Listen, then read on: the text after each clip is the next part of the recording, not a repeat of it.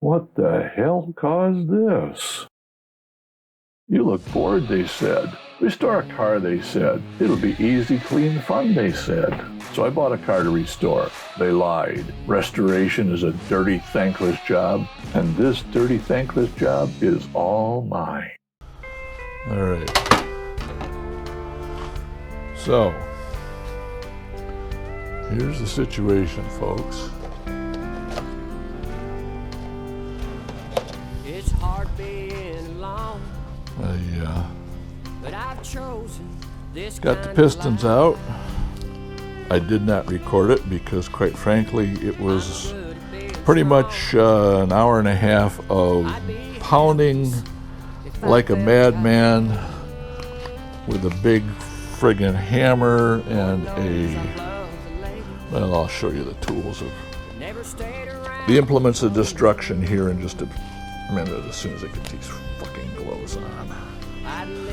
Implements of destruction. Number one, a Calvan number 801 brass punch.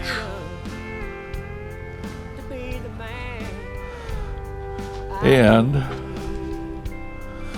an East Wing, it's either 3 or 5 pound, I think it's a 5 pound rock hammer. And basically what it involved was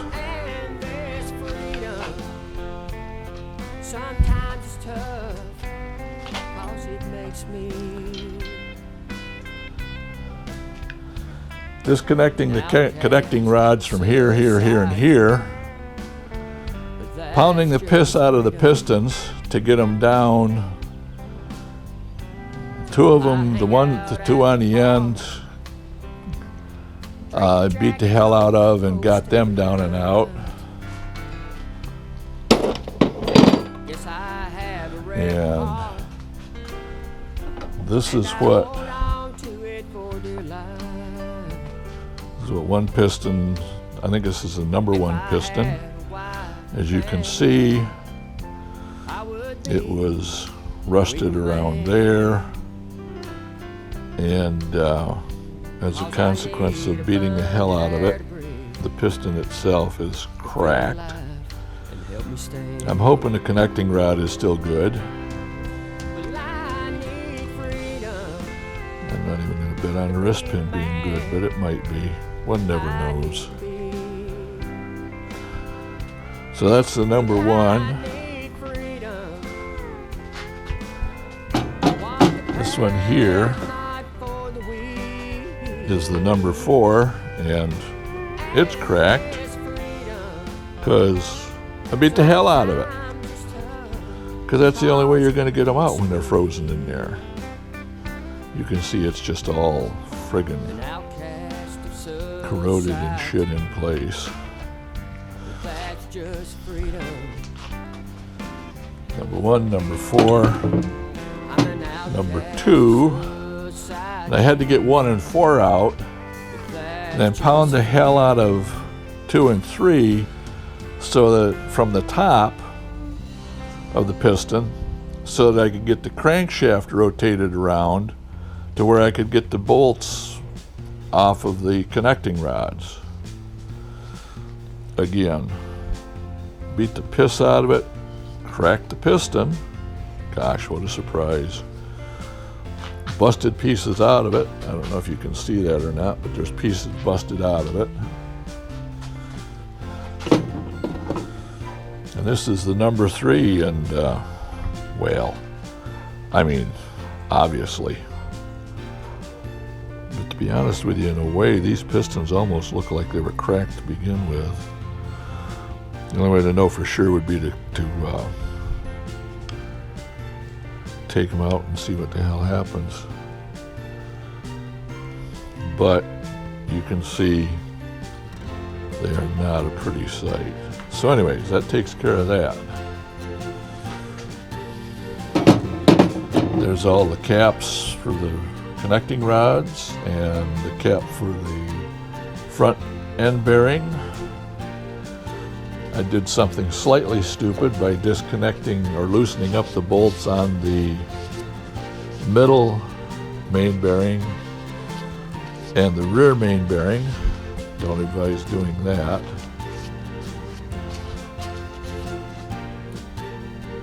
At least not until you get everything broke loose. But now, as you can see, well, yeah, it rotates. And quite frankly, I'm no expert, but that crankshaft I think is good. Have to clean it up to find out for sure, but and have somebody check it. Might be a little tiny bit of scoring, but I don't know if it's that bad. Took out the the drive for some goddamn thing. What would that have been? Shit, who knows? I want to say oil pump, but I'm almost thinking the oil pump comes off of the backside. Oh, this was the drive for the distributor. And you can see, maybe you can see, maybe if I get a light and shine it down in there, you'll be able to see. Oh, is there a light? There's a light. Poor.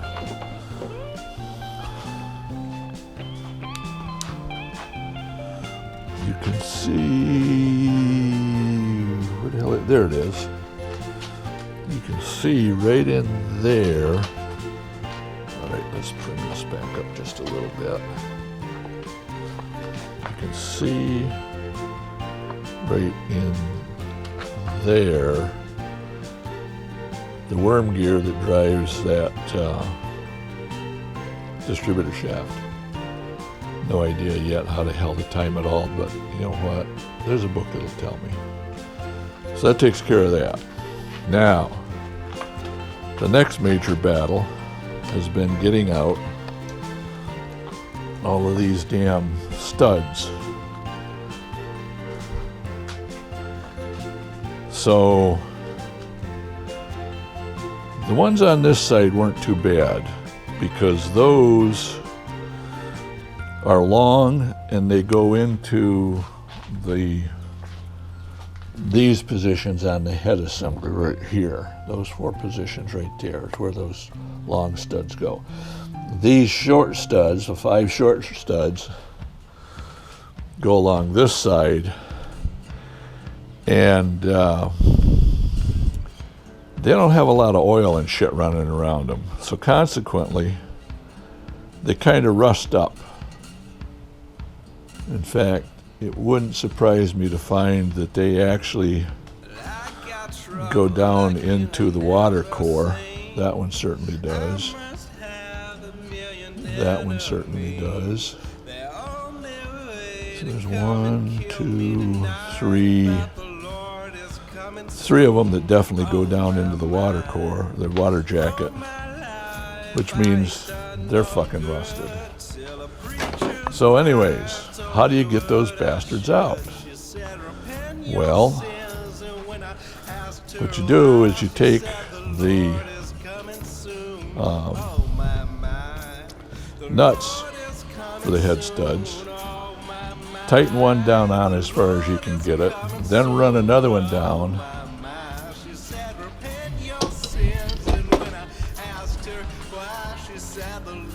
then you reef on them with 2 big goddamn wrenches like this to lock those 2 nuts together.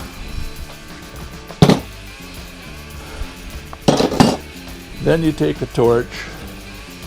Where's my torch at?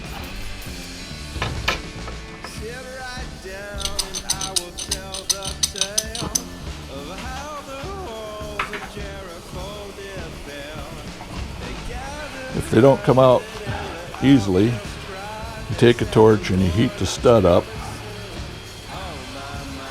like so. If you have a big oxyacetylene torch, you can heat the block up, which probably is better and faster, but you got to watch out for your engine ID tag, which is one thing you want to be careful of, especially when it's the original engine that came with the car. So anyways, you heat that damn thing up.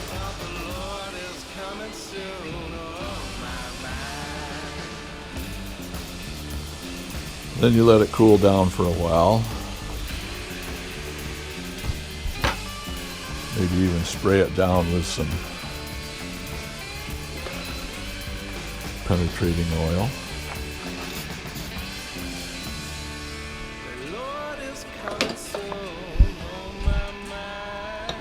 And then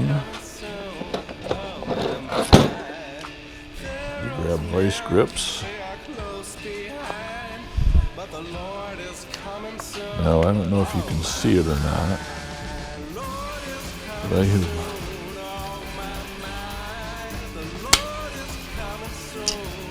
those vice grips so damn tight you can hardly get them on there.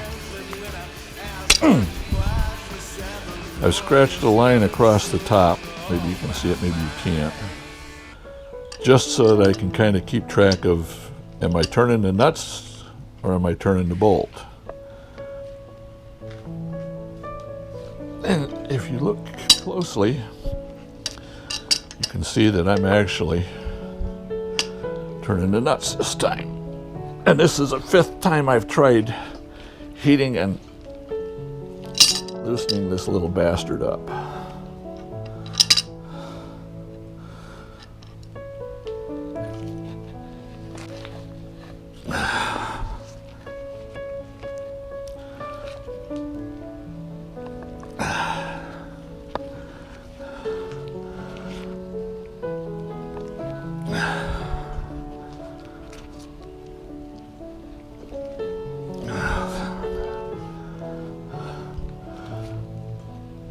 Now, before I get that all the way out, I want to loosen those 2 nuts up on the top, because otherwise it's going to be a pain in the ass trying to get them loose later on.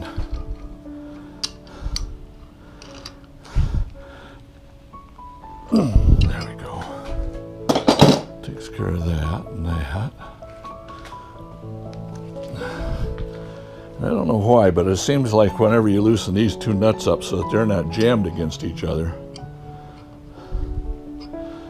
that the stud works out a little bit easier too. I'm sure that's just bullshit, but so far it's seemed that way on all 5 of these studs that I've taken out on this side. Crank that down. And I'm pretty sure I better replace not only the studs, but the nuts that go with them, simply because these nuts screwed on with my fingers to begin with, and now they are hard as hell to get off that bottom one, which means I've probably destroyed the threads in it. All right. Yep, that's nice. Whoop. Always make sure you throw the tools and important parts on the ground.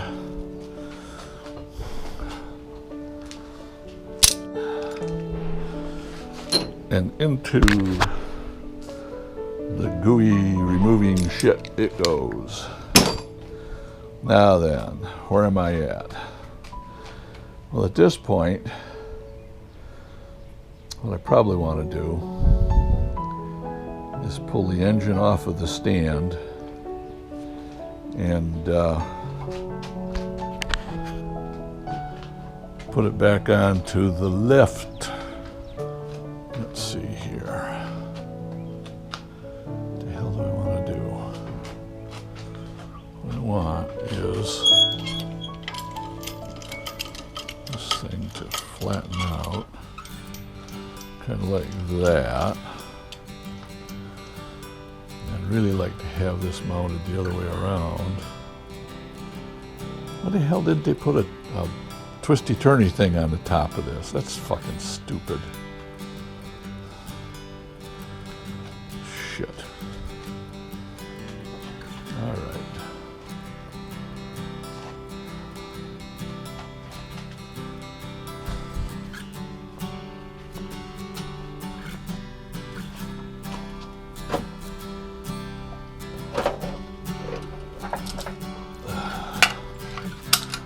Right there.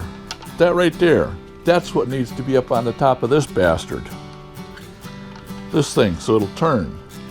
That right there needs to be right there. One of those. A 1-ton version of it. The fuck didn't they do that?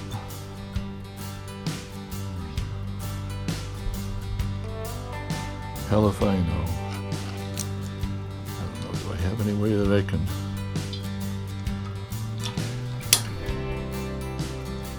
I don't think so. Let's see here.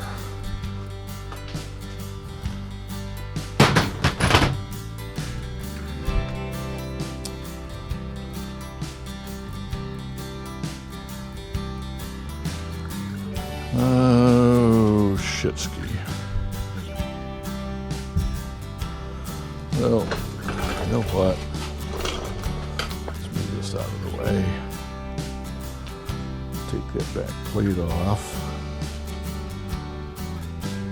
And shit, what do I have? Just one bolt to take that back plate off? That's a 1/2 inch, I suspect. Looks like 1/2 inch. 1/2 inch. That's what it was.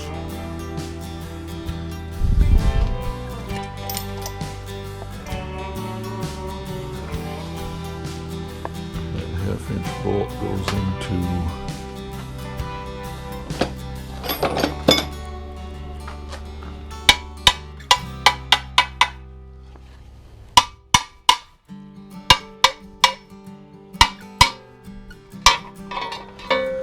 there, that plate's off. Now then, put that down there. That stuff.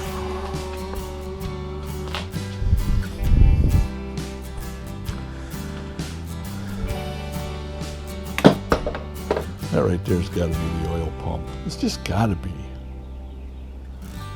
Okay, so we got 1, 2, 3. 3 bolts there. 2, 3 bolts there. And a 4th one down there. Shit. A 5th one down there. So there's 2 down there. All right, let's try raising this up some. Because I don't particularly want to bend over and kill my back trying to do this.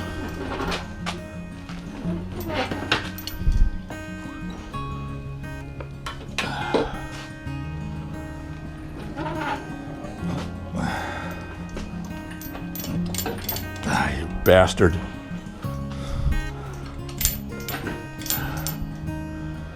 All right.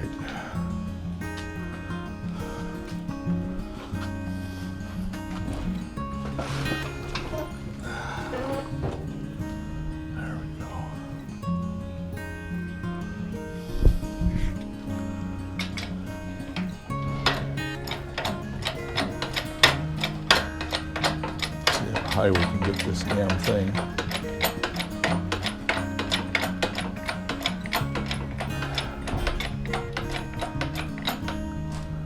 All right.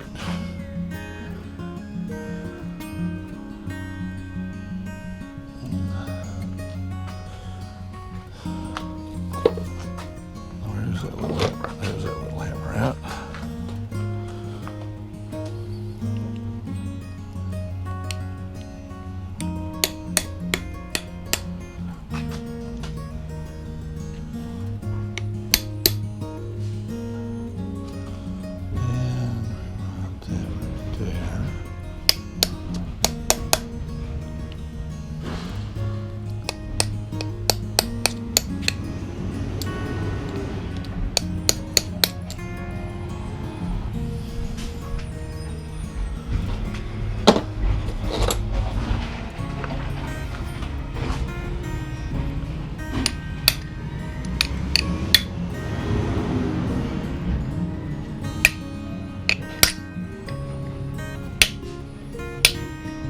Done.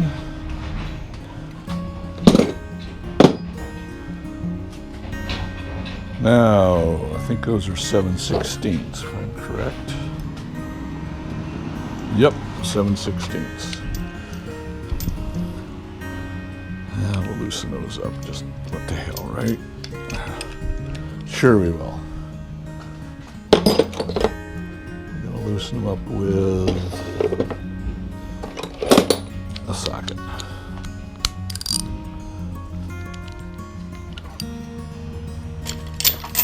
That one's loose.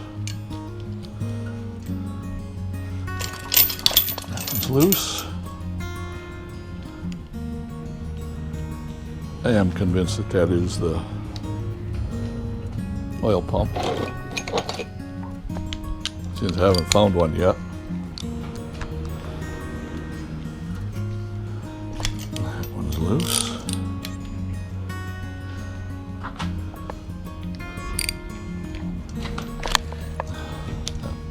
Is that one loose? Yeah, that one's loose. That one's loose.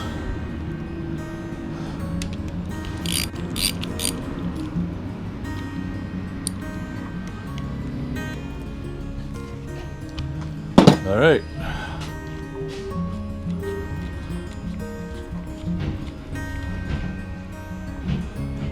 One bolt. Two bolts.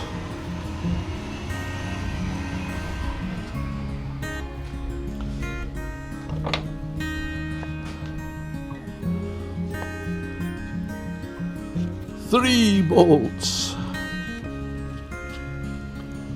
Yeah, I don't do a very good count from Sesame Street, do I? There's that little piece of shit there.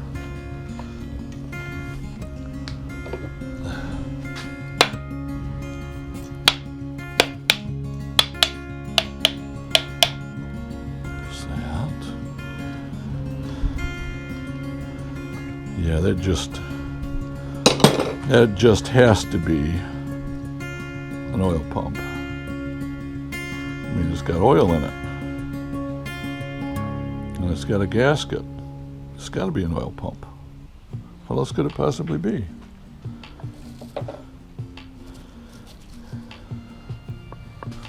Shit, can't put that in there. All right, we'll leave that there for now. Now then. That should allow the camshaft to float out, I think.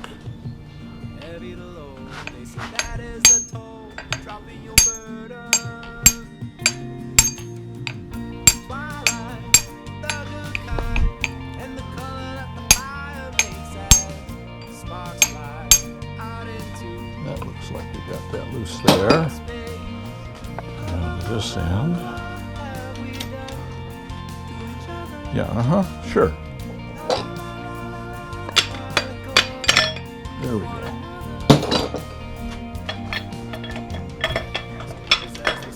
Camshaft, one each. That actually doesn't look too bad either. Maybe we're going to turn out lucky. I don't know, folks. Watch our next episode and find out. All right, gloves. Cut gloves. Wire cutters. Safety wire. That is, at least is semi-reassuring to know that they use safety wire to mount that thing in there with. Let's put it right here. Can I get in there? Nope, I can't get in there. God damn it.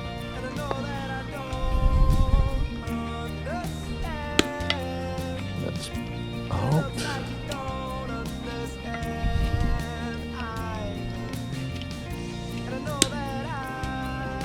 Measure the size of that safety wire and find out what it is. Shit. All right. Let's see this.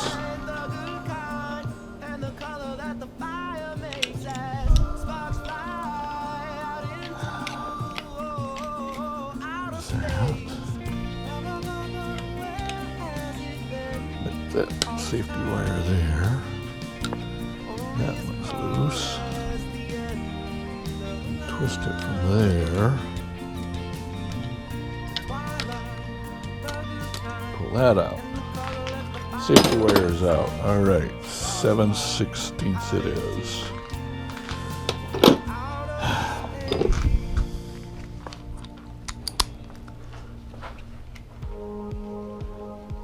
Shit, can't reach it. Can't get a socket on it. 7/16.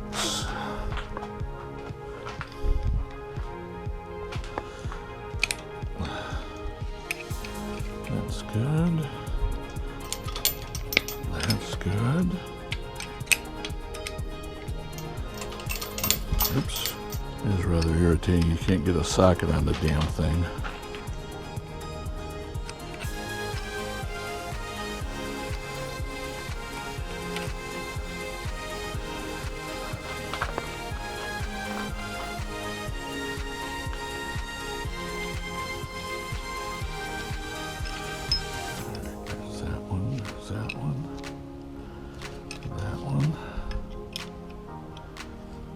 One.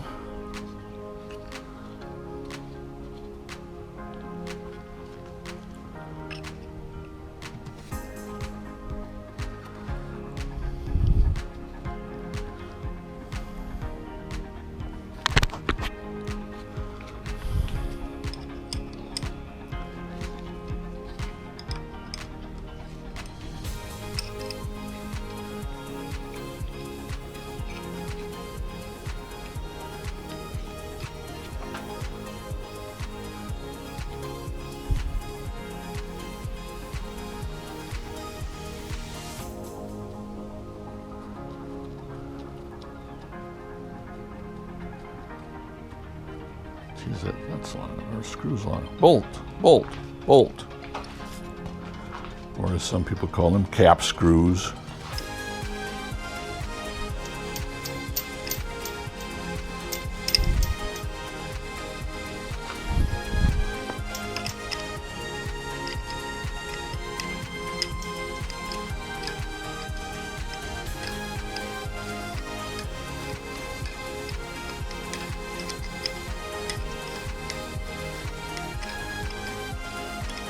This is the point where one of those sets of ratcheting open-end wrenches would come in handy.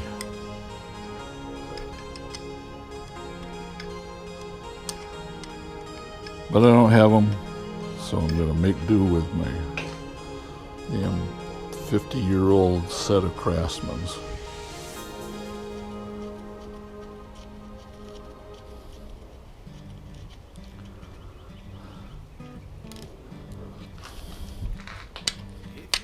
Whoop.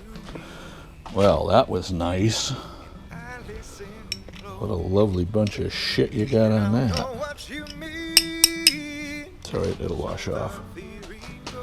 It's made to do that. It's supposed to do that.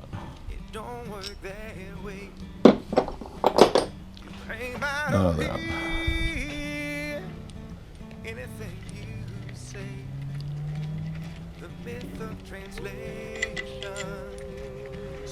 There's a rear main, loose.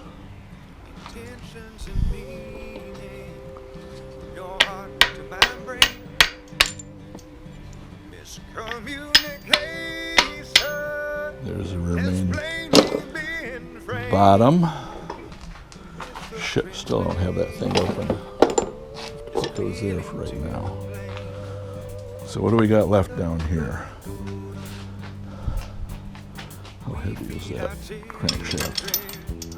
Huh, weighs as much as the engine does. How about that? Alright.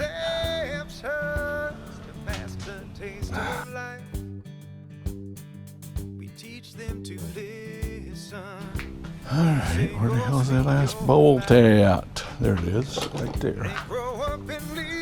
Gotcha, you little witch.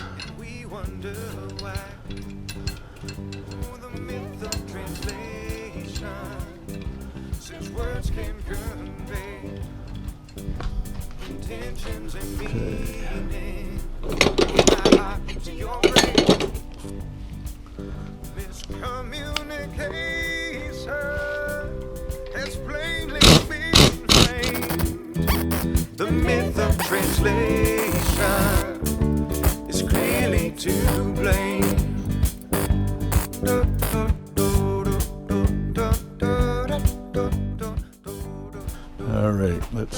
loosen up.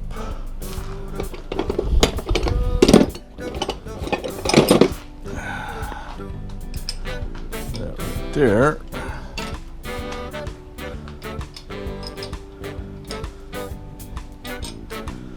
Beauteous.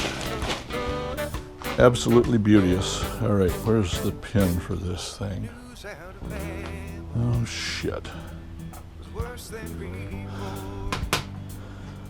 The editors knew that we couldn't have borne it. There's the pin for it. Hearts gone deep and wish to relay precious messages are shared, but they do not translate. Last two bolts, and we can pull the crankshaft out. Since words can convey intentions and meaning from my heart to your brain. Isn't that fucking awesome? Miscommunication Ugh. has plainly been God, what a mess. All right, those are 5/8. I remember correctly. Beauteous.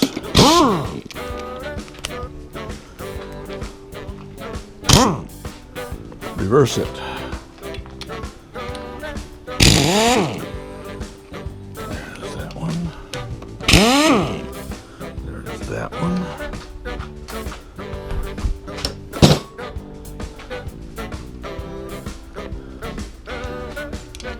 Oops. What did I lose here? Oh, that's interesting.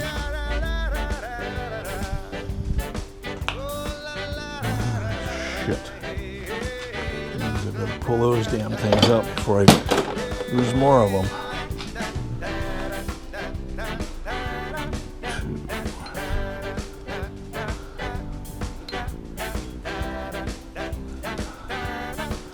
Well, the rest of them don't want to come out just yet. Oh, shit. Still haven't got that goddamn thing picked up. All right. Cranky shaft, one each, out. Out, out, out, out.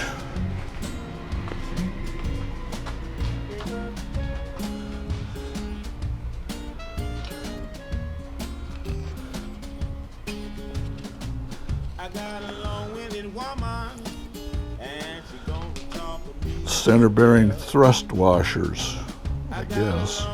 Woman, I guess that's what those are. have a conversation with herself.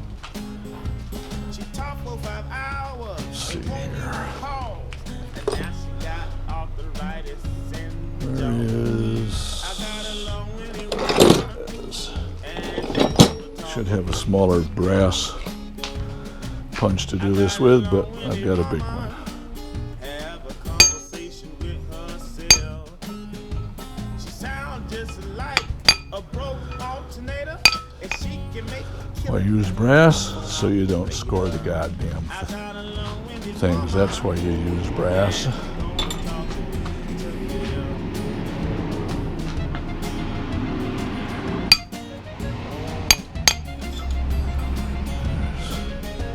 Center main.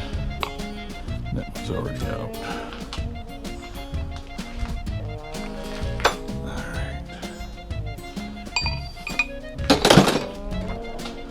Anything else down in here? No, nothing. Zilch. We now have a completely stripped block. Beauteous.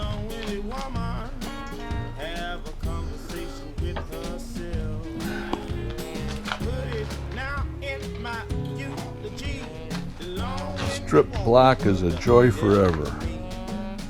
Don't remember who said that, but I'm sure somebody did. I'm not feeling a whole lot of. I mean, the tops of the cylinders are. Ooh, that's bad. Yeah, that one's shit. Look at that one right there. That's shit. Yeah. That's more than 40 thousandths.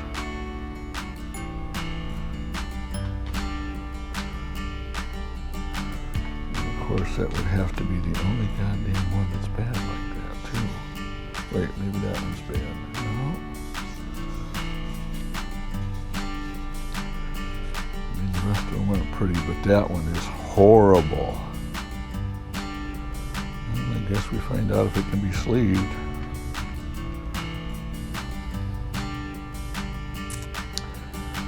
Next stop, to be cleaned on another day.